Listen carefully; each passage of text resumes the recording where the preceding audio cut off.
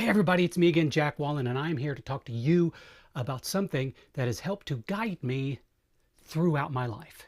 But before I get to that, I need to address something. Something happened to me just maybe an hour ago that I felt necessary to talk about. So I was on Facebook doom scrolling like I know I should never do because nothing good comes from that. And I saw someone had posted had shared a post about Pete Buttigieg, who was considering not running for Senate so he could throw his hat in for the 2029 presidential race. And someone in that thread just went off on Pete Buttigieg, talking about how he was woke and blah, blah, blah, and he was a joke and all this other stuff. And my response was, that man served his country. Give him some respect. I used a little bit more colorful language, so I won't say it here. And I said, he's one of the most intelligent people, intelligent politicians we have, and he has the heart and soul of a leader. And that person came back at me with both, I don't even like to say this word, but both guns ablazing.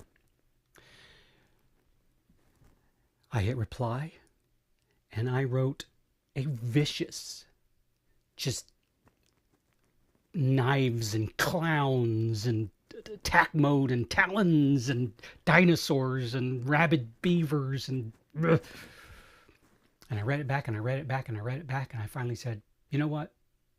I can't do this. I have to take the high road. Because if I don't take the high road, this is not going to end well. Because I've been down this road before way too many times. It is like playing chess with pigeons, and I don't have the time or the emotional energy to do that anymore. So I deleted my reply and I went about my business. But in the back of my mind, I was thinking, why do we always have to take the high road? We have been taking the high road for so long, and where has it gotten us? Sure, it is generally a moral pat on the back. That's great. And I'm all for that. And I am all for taking the high road. I'm all for kindness. You know this about me. But at some point, somebody's got to stand up to those people and say, you know what? You need to stop spreading that crap. You need to stop saying those things. You need to stop being homophobic and hate-filled and racist and xenophobic and all of those things, because it is not doing this country any good. Your ignorance does not benefit the country. That's really what I want to say. But the thing is sometimes when you're dealing with certain people, you don't know how they're going to react. Especially if you're face to face, you don't know if that person's going to pull a gun out on you or what. So sometimes the high road is all we have to take in order to remain safe. And that's sad. Because one side is not going to physically attack the other side, but this side over here just might. And when you're facing bullies of that level, what do? You take the high road. And sometimes it feels defeating. But even so, you got to take it. Okay, enough of that. Let's talk about what I really wanted to talk about. Creativity. So Tuesday, me and another member of the Me and My Muse cast got together, and I needed to film him. He's playing the Muse. So I needed to film him. I had this vision in mind, and I knew what I wanted. So we got together in this location, and I filmed him. But immediately there were problems. I got there, and I realized I left my light stands at home. And I thought, oh, what am I going to do? So I turned the camera on, and I turned what lights I did bring on, and I thought, okay, well, it might work. And so I shot the footage. It was about an hour and a half, maybe 2 hours for 50 seconds of footage. Packed it all up, came home, copied all the files over, and started looking at it. And I thought, I can't use this. If I use this, I am settling, and I'm tired of settling because I only want the best. So I reached out to everybody because there are other people involved for scheduling and things like that. And I said, we might have to refilm again. And they were like, okay, well, just let us know. And I didn't want to do that because I know that every time I have to refilm something, it puts me behind, and I'm already insanely busy. So I was a little frustrated, but it didn't let it get to me. But I thought, okay, here's what I'm going to do. I'm going to go ahead and edit the footage that I have and see if I can make lemonade out of these lemons. So I stepped back and I said, okay, put our creative caps on, or cap, or fascinator, or chapeau, or whatever you want to say, and make some magic. You can do this. So started editing, and I put the clips in the right order, and then I thought, no, let's put them in a different order, and essentially I used every ounce of creativity I could to fix this problem. And in the end, I came up with something really cool. I mean, really, really cool. It looks fantastic because of all the creativity I had to apply to it in the edits. And after I watched it, I thought, if I would have gone back and refilmed this whole thing, I may have gotten the vision that I wanted, but I wouldn't have come up with this end result that I have. And I was able to achieve that simply because I set aside logic and reason. I pulled in my creative brain and said, let's do this. And then I started thinking about it. And I realized that over my lifetime, which is considerable, I cannot even begin to tell you how many times I have run into the similar situations. Not necessarily with film, but with other things. And sometimes you come up against those walls and you think, I can't fix this. I can't do this. I don't know how to solve this problem. I'm done. I don't know what to do. And so you say, okay, let's approach this from a different direction. Let's think of this in a different way. Let's pretend I'm not me. Let's pretend I'm someone else, or I do things in a different way. How would I approach this problem like that? For example, you have problem X, right? Or you have project X, and you're working on project. Doesn't matter what it is. Doesn't matter what project X is. It could be a kitchen redesign. It could be a program that you're coding. It could be a book you're writing, a painting you're doing. It could be a schedule you're trying to set for your servers or whatever. Blah blah blah. So you have this project X, and you use your normal amount of logic and reason through your filters, through your experiences. And you realize, I can't put these things together. I can't make it work. What do I do? So you say, okay, let's take an artistic approach to this.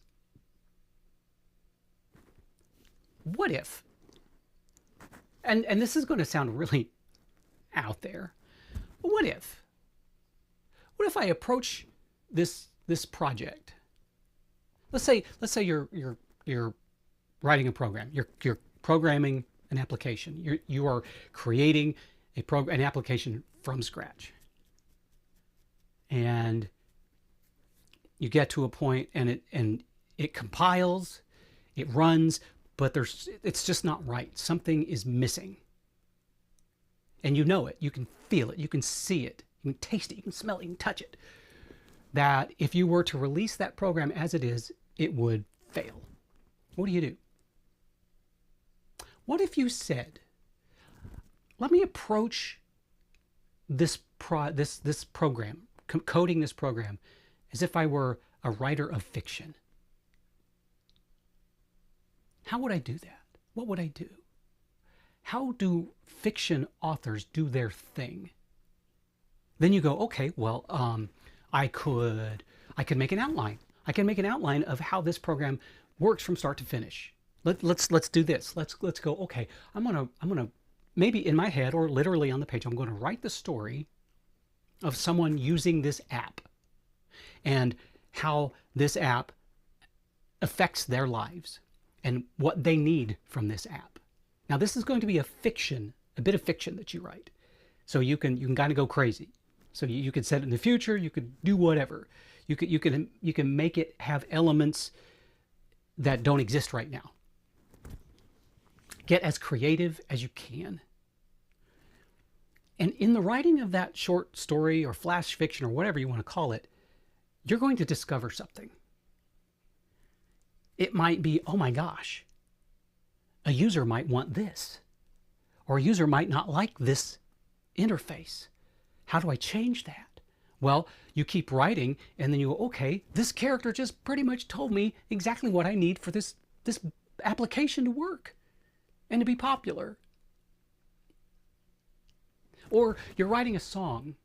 You're writing a song and you reach the bridge and you're like, am I just repeating the chorus? What am I doing? Or the verse or whatever. So like, okay, let's approach this songwriting as if I were a mathematician. And the pieces of this song is an algebraic equation. What does that bridge look like? Where does it fit in to the puzzle? And what can I do with this to make it different? To make it stand out, make it stand out while it still functions within the actual equation. And you don't even have to go, all right, I'm building a fence, but I'm stuck with, I can't figure out something, so I'm going to look at it as if I were a dancer. It doesn't have to be like that necessarily. You don't have to go, okay, I'm filming this scene, I can't get what I want, I'm going to film it as if I were a clown. You could do that. You could. Because what would a clown want? What would a clown do? What I find it does is it opens your mind up to think in ways you don't normally think. I mean, imagine you are trying to rearrange the furniture in your living room. Okay? And it's just not working for you. You've assembled everything in different orders and blah, blah, blah, and you just can't come up with the right flow through the room. So maybe you go, how would a clown rearrange my furniture? How would that look? What would they do? So maybe you get a little bright red nose and you go, and you clown that room up. Sure, in the end, it might look a little bit chaotic, but there might be something in there that says, oh, that's it. That's the anchor for the room that I couldn't see until I looked at it as if I were a clown. Creativity has always been there for me. And every time I run into a situation where I cannot figure it out with my logical brain, I switch over to my creative brain and I almost always get the resolution I need. Now, some of you may be thinking, yeah, but I don't have a creative brain. You do. Everybody has a creative brain. Just watch children. My wife and I were coming home from lunch the other day, and we live near an elementary school. And we passed by the elementary school when they were out at recess. And there was this young girl that had taken an Adirondack chair and flipped it upside down. So the back of the chair was kind of at an angle like this. And it was probably, I don't know, 2.5, 3 feet high on the backside, and the top of the back rest hit the ground. And she was on that Adirondack chair running on that back like she was on a treadmill or a Stairmaster. It was hilarious. And I thought only a child would think to do that, because children are incredibly creative. But at some point, and that holds true for every child. Every child has an imagination and they use it. But somewhere along the way, we are told that imagination isn't necessary. And I believe this happens probably in high school or college, because you've gone from, in elementary school, you've gone from being all creative and writing stories and drawing and doing all this stuff, to high school, where all of a sudden it's like you can just tell, and I look back on this and I know you can just tell that they are trying to pigeonhole everybody into a career that matches the needs of the city. They want you to become cogs in the wheel of corporate America. And they believe that to do that,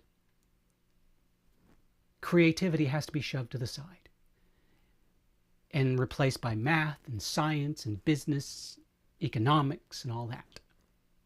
So all of a sudden, you don't have that creative stimulation coming at you.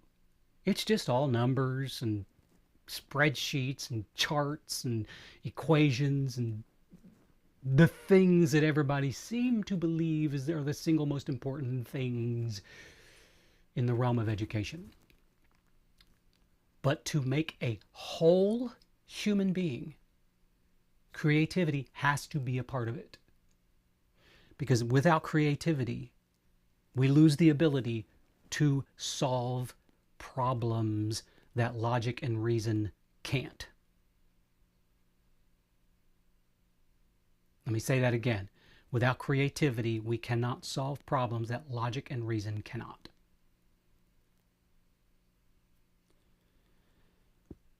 And I don't believe that the educational system is going to change, especially now, and I think you know what I'm talking about. I believe that we're going to see less and less creativity, and I believe that that might even trickle down into the younger grades. And that would be a travesty. But even though we don't get that anymore in high school and college, it doesn't mean you cannot stretch your creative brains. You can, and you should. How do you do that? You can start by daydreaming. I'm a big fan of daydreaming, and I do it all the time. And I let my imagination go wild when I daydream. And sometimes I'm doing that to further a story that I'm writing or whatever. But it's not hard. You could, seriously, you could buy a coloring book and some crayons and every day color something. But when you do, don't let logic and reason have any say in it. Just because logic and reason says the sky is blue, that doesn't mean the sky can't be pink or orange. Just because grass is, logically we know grass is green, doesn't mean it can't be purple. Use your creativity wisely and without reins. Just let it go. And when you do, you will find that you are better capable of solving problems and just navigating life in general. Now, I know that someone like me, I have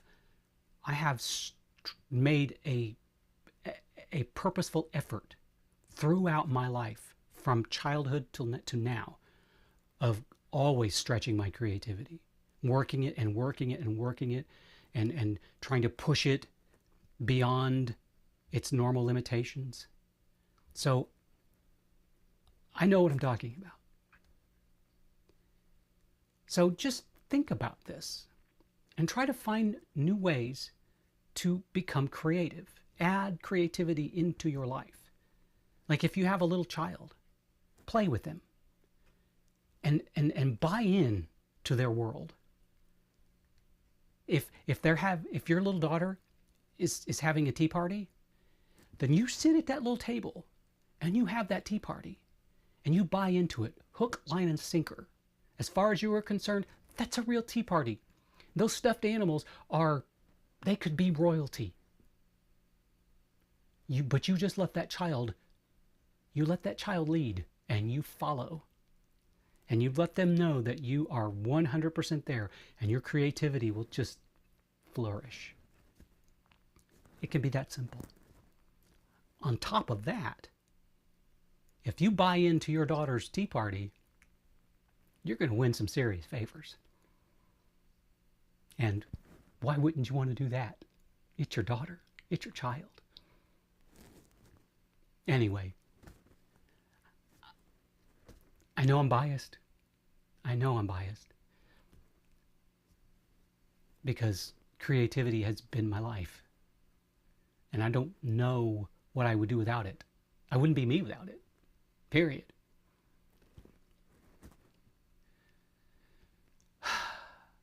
And remember, take the high road. Even though you have to bite your tongue, but that doesn't mean to back away from your beliefs. You know what I'm talking about. Bingo, bango, bongo. Okay, people, I'm going to end this right now. Thank you so very much for being a part of my world. It means the world to me. My pet peeve is repetition, and I have repeated a whole bunch. I'm sorry. Anyway, thank you again. I hope that you and everyone you know and love have a wonderful and creative day.